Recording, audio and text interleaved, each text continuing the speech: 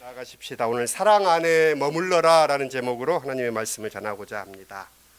계속해서 제가 이 가자에서 일어나는 일들에 늘 관심을 갖습니다. 성서의 배경이 되는 땅이기도 하고 어쩌면 이 시대의 가장 모순의 땅이어서 평화의 지표가 될 수 있는 땅이라고 생각했기 때문입니다. 우리가 살아가는 한반도도 그렇지만 이스라엘은 더 많은 이 역사적인 난맥상을 경험하고 또 현재 이스라엘에서 벌어지는 일들이 국제 외신을 통해서 우리는 접하게 됩니다. 금주간에는 미국의 대학가에서 이 가자 지구 전쟁에 대하여 팔레스타인인들의 상황에 깊이 공감하고 이스라엘 극우 정부인 네타냐후에 대한 미국의 지원을 반대하는 시위가 이어졌습니다. 이에 맞불 시위의 성격인 유대인들을 지지하며 이런 시위가 반유대주의라고 하며 또 그 시위에 반대되는 시위도 이어지면서 또 이 두 시위대 간에 이렇게 또 폭력적인 일도 이루어졌습니다. 그래서 미국은 이 시위를 진압하면서 1000명이 체포되었습니다. 그렇다고 해서 끝나는 것이 아니라 이 1000명의 학생들이 체포됐지만 미국 뉴욕 콜롬비아 대학에서 시작된 시위는 프랑스와 영국 또 독일의 대학가 그리고 쿠바와 캐나다, 호주로 이런 반전 시위가 확대되고 있습니다. 미국의 대학생들과 연대하며 이스라엘에 반대하는 것이 아니라 시온주의 극우 정부에 대한 이런 정책의 반대임을 청명했습니다. 이스라엘이 학살을 중단하고 팔레스타인들의 자유와 삶을 보장하라라는 주장이지요. 여전히 이스라엘의 막강한 영향력 하에서 이 미국은 이 이스라엘에 대한 정책을 바꾸지 않겠다고 바이든은 또 천명하는 것을 듣습니다. 전쟁을 즉시 중단하고 팔레스타인에 대한 차별과 반대, 적대, 추방이 멈추기를 기도하지 않을 수 없습니다. 평화는 나와 다른 사람들을 다 제거하고 얻어지는 것이 아니라 다름을 인정하고 연대하는 데에서 평화가 오는 것임을 인류는 역사에서 배우고 있지 않아야 합니다. 예수께서는 만나는 모든 사람들이 손가락질하는 세리와 죄인도 당신의 나라에 당신의 식탁에 초대하셨던 것을 우리는 기억합니다.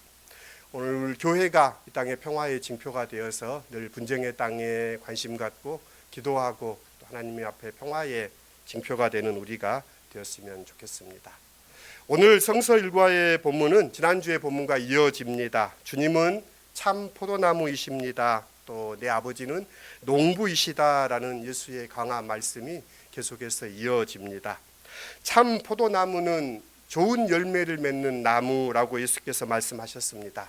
그리고 오늘 본문에서 그 열매가 사랑이었음을 예수께서는 분명히 말씀하십니다. 예수께서는 당신이 우리를 부르신 이유가 사랑의 열매를 맺기 위함이라고도 말씀하십니다. 농부는 그러기 위해서는 농부가 포도나무에 붙어있는 가지를 다듬어주고 깨끗하게 손질해 주어야 합니다. 열매를 맺도록 때로는 잘라주기도 하고 때로는 들어주기도 하고 또 덩쿨 나무인 포도나무의 성격상 이렇게 들어 올려 주어야 하기도 합니다. 그러기에 자기 좋을 때로는 사랑의 열매를 맺을 수 없습니다. 사랑의 속성이 그러합니다. 그리고 포도나무에 붙은 가지가 열매를 맺기 위해서는 저가 내 안에 내가 저 안에 있어야 한다라고 예수께서 말씀하십니다. 오늘 본문은 주님이 이 일을 위하여서 내가 너희를 택하였노라 말씀하십니다. 우리가 어떤 놀이를 하든 어떤 일을 하든 대개 팀을 짜고 편을 짭니다. 팀을 짜는 일로 어쩌면 일은 시작됩니다. 그래서 팀을 만드는 일은 매우 중요합니다. 누구를 우리 편으로 삼느냐에 따라서 일의 성패 또 승패가 갈리기 마련인 까닭입니다.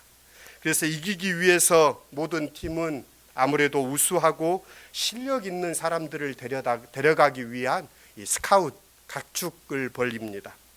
팀이 선택한 이들이 그 팀의 경쟁력과 가치를 결정한다는 점은 너무나 자명합니다. 예수께서 말씀하십니다. 너희가 나를 택한 것이 아니라 내가 너희를 택하였다라고 말합니다. 그러니까 예수께서도 당신의 팀을 짜셨다는 것입니다. 자신의 편을 택하셨습니다. 1차적으로 우리가 사도라고 알고 있는 이 제자들이 예수께서 택하신 사람들입니다. 베드로를 위시해서 어부였던 이들도 있고 비난과 멸시의 상징이었던 세리 마태도 있었고 위험하고 못 믿을 사람 가룟 유다도 있습니다. 한눈에 드러나는 사실이지만 예수의 팀을 빛내줄 만한 그런 인물 하나 없다는 사실입니다. 예수 공동체는 평범한 사람들입니다. 어쩌면 허접하기 짝이 없는 인사들인지도 모르겠습니다. 예수께서 제자들을 택한 목적이 권위를 지닌 신앙 공동체를 만드는 것이었다면 율법을 잘 지키고 죄를 멀리하고 하루에 3번 기도하며 한 주에 2차례씩 금식하며 소득의 11조를 정직하게 바치는 경건한 바리새인들을 모으셨어야 합니다. 재정적으로도 깨끗한 자산가들을 후원자로 두어야 하고 또 뒷배가 될 만한 존경받은 명망가나 권력자도 자신의 제자로 삼으면 좋았을 것입니다. 불가능한 일도 아닙니다. 복음서를 읽어보면 사내들인 공회의원이었던 니고데모, 또 어려서부터 율법을 지킨 부자 관원, 이런 부류의 사람들이 예수께 호감을 가지고 찾아오기도 했으니 말입니다. 그런데 예수께서는 자신의 공동체가 인정을 받고 성공하는 데에 쓸모 있는 이들을 마다하고 엉뚱하게 비루한 이들을 고르고 택하셨습니다. 그것은 전적으로 예수의 선택이었습니다. 제자가 되려는 이들은 예수께 와서 자신을 받아달라고 요청했습니다. 하지만 예수의 제자들은 그런 이들이 아닙니다. 오히려 예수의 제자들은 당신이 찾아가셔서 그들을 부르셨습니다. 그런 점에서 너희가 나를 택한 것이 아니라 내가 너희를 택하여 세웠다라는 이 예수의 말씀은 틀림없는 사실입니다. 이 말씀은 마지못해 어쩔 수 없이 선택한 것이 아니라 예수의 자발적이고 의지적인 선택이라는 뜻이기도 합니다. 그렇다면 왜 예수께서 이런 선택을 하셨는지가 궁금합니다. 선택이 상식적이지 않으니 그 이유도 일반적이지 않습니다. 예수께서 자신의 입으로 그들을 선택한 이유를 말씀하십니다. 열매를 맺게 하고 또 너희 열매가 항상 있게 하여 내 이름으로 아버지께 무엇을 구하든지 다 받기 위함이라. 열매를 맺기 위하여, 기쁨을 넘치게 하기 위하여가 예수가 그들을 택한 이유입니다. 예수께서 말씀하시는 열매는 세상의 성공이 아닙니다. 또 예수의 기쁨은 승리에 있지도 않습니다. 예수의 열매는 사랑이고 그 사랑의 열매는 기쁨입니다. 예수께 선택을 받은 이들에게 주어진 명령은 오직 하나입니다. 내가 너희를 사랑한 것 같이 너희도 서로 사랑하라라는 말씀입니다. 예수께서는 우리에게 나를 따르라라고 말씀하셨지요. 따름의 길은 사랑의 길입니다. 그들에게는 유능해야 한다거나 남보다 앞서야 한다거나 늘 싸워서 이겨야 한다는 등의 어떤 다른 조건도 요구하지 않습니다. 내가 이것을 너희에게 명함은 너희로 서로 사랑하게 하려 함이라 말씀합니다. 사랑하라는 계명 외에는 어떤 대의도 어떤 명령도 존재하지 않습니다. 예수 공동체는 사랑의 열매를 맺기 위한 공동체입니다.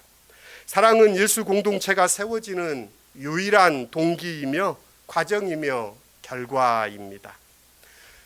몇 차례 일전에 소개한 이야기입니다. 천지창조가 거의 끝났을 때 하나님께서는 마지막으로 당신이 지으신 세계를 이해하고 찬탄한 피조물로 사람을 만들려고 합니다. 다른 모든 생물들처럼 땅에서 나왔으며 동시에 당신의 형상을 닮은 사람을 만들겠다고 선언했습니다. 저들로 하여금 이성과 지성과 이해력을 갖추게 하라라고 하나님이 말씀합니다. 그러자 진실이 나와 하나님께 말합니다. 그렇게 하지 마십시오. 오 하나님, 그들은 거짓말로 저와 남을 속일 것입니다. 사람으로 말미암아 온 세상은 거짓과 속임수로 시끄러울 터이니 그들을 만들지 마십시오라고 진실이 하나님께 항변합니다. 이어 정의가 나와서 이야기합니다. 주님, 그가 세상의 질서와 조화를 어질러 놓을 것입니다. 그들이 전쟁을 일으킬 것입니다. 그들이 두렵습니다. 그들을 만들지 마십시오. 이렇게 진실과 정의가 사람을 만들지 말라고 하나님께 탄원할 때 하나님 곁에 사랑이 다가와 속삭이십니다.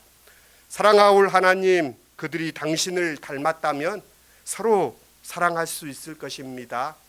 당신의 거룩하신 영으로 충만하여 병든 이들을 보살피고 외로운 이들을 위로하고 집 없는 이들에게 쉴 곳을 마련해 줄 것입니다. 그런 모습은 당신께 영광만을 안겨드리겠지요. 사랑이 속삭였답니다. 하나님은 이 사랑의 속삭임을 듣고 결국 사람을 만드셨다는 유대인들의 이야기입니다. 인간이 된다, 사람이 된다. 사람 안에 있는 하나님의 형상이 무엇인가를 드러냅니다. 하나님의 그 사랑이 우리를 살게 합니다.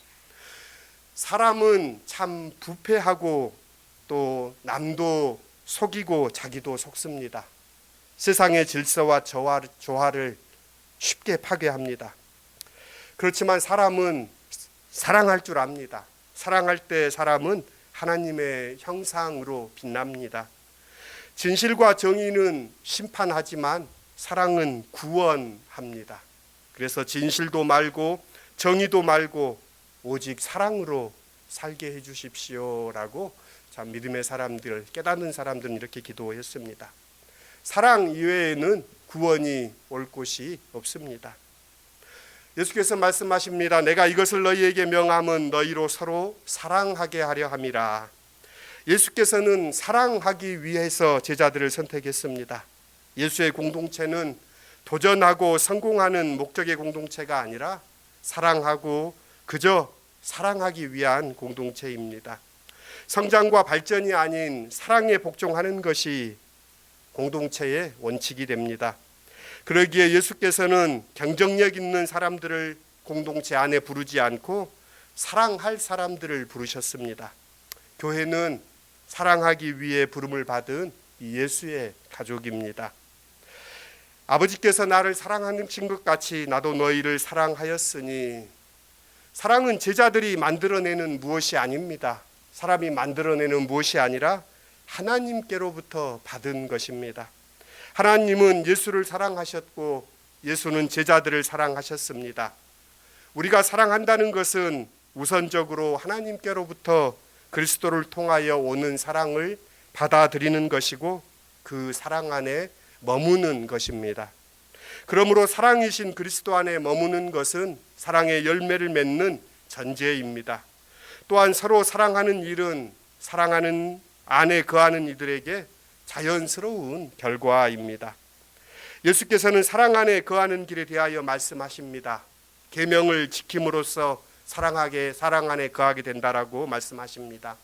내 아버지의 계명을 지켜 그의 사랑 안에 거하는 것 같이 너희도 내 계명을 지키면 내 사랑 안에 거하리라. 계명을 지킨다는 것은 무조건적인 복종을 뜻하지는 않습니다. 명령하는 이에 대한 존중과 사랑에 의해 기꺼이 복종하는 것을 말합니다. 이런 복종은 보상이나 대가를 바라지 않을 뿐더러 두려움에 의한 것이 아닙니다. 복종 그 자체가 기쁨이요, 보상이요, 열매입니다. 사랑 그 자체가 열매요, 보상입니다.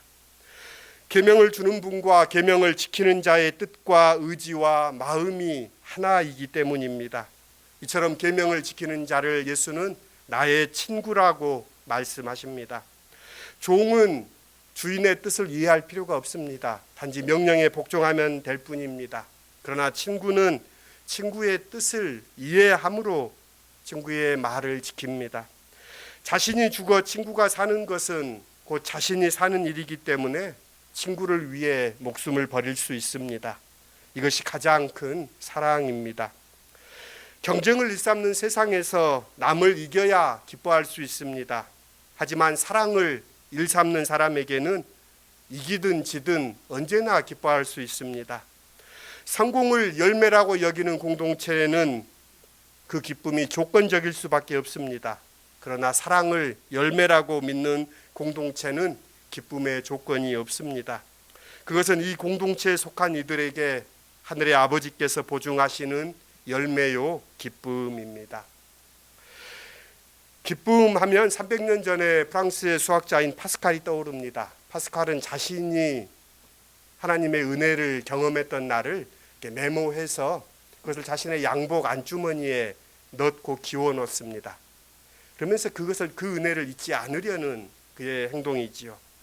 그럼 이렇게 적어 놓았습니다. 은총의 해였던 1654년 11월 23일 월요일 밤 10시 반경부터 자정 후 30분까지 아브라함의 하나님, 이삭의 하나님, 야곱의 하나님, 당신은 철학자와 지식인의 하나님이 아닙니다.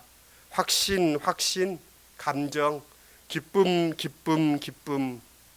눈물, 나의 하나님, 나로 하여금 영원토록 당신으로부터 분리되지 않게 하소서.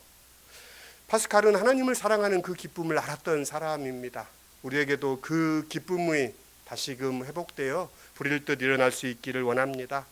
이 기쁨을 공동체 안에 충만케 하고자 예수께서 말씀하십니다. 사랑 안에 머물러 있으라. 5월 내내 우리 안에 또 우리가 만나는 모든 사람들 사이에 주님이 주시는 평화와 기쁨이 깃들기를 빕니다. 당연한 곳에는 감사가 없습니다. 당연한 것은 어쩌면 없을 것입니다. 오직 사랑으로 주어지는 것이지요. 남남이었던 부부가 사랑하는 것은 당연한 것이 아닙니다. 부모와 자녀가 사랑하는 것도, 자녀가 부모를 공경하는 것도 당연한 것이 아닙니다. 하나님의 선물입니다. 그 선물을 나누는 우리가 되기를 빕니다. 하나님의 공동체인 교회도 사랑하는 건 당연한 일이 아닙니다. 하나님의 선물이요 은혜입니다. 우리를 친구로 불러주신 주님 앞에 우리가 주님의 친구, 우리가 서로의 친구가 될 수 있기를 빕니다. 설교를 마무리합니다. 예수님은 우리 안에 거하기 위해 오셨을 뿐만 아니라 우리를 통해 다른 사람들에게 생명을 주기 위해 오셨습니다. 하나님으로 충만해지려면 우리 마음 속에 있는 집을 비워야 하고 깨끗하게 해야 합니다. 그래야만 다른 사람들을 위해 생명의 샘이 될 수 있습니다. 사랑 안에 머물러라 말씀하신 주님, 그 주님 안에 머무시는 시온의 모든 지체들이 되실 수 있기를 기원합니다. 기도하겠습니다. 사랑하올 하나님, 그들이 당신을 닮았다면 서로 사랑할 수 있을 겁니다. 당신의 거룩하신 영으로 충만하여 병든 이를 보살피고 외로운 이를 위로하고 집 없는 이들에게 쉴 곳을 마련해 줄 것입니다. 그런 모습은 당신께 영광만을 안겨드리겠지요. 속삭였던 사랑의 사람이 되고 싶습니다. 우리를 부르신 목적이 성공이나 승리가 아니라 사랑으로 열매 맺는 것이요, 그 기쁨 안에 머무는 것입니다. 주님의 사랑, 그 사랑 안에 머무는 우리가 되기를 빕니다. 예수님의 이름으로 기도드립니다. 아멘.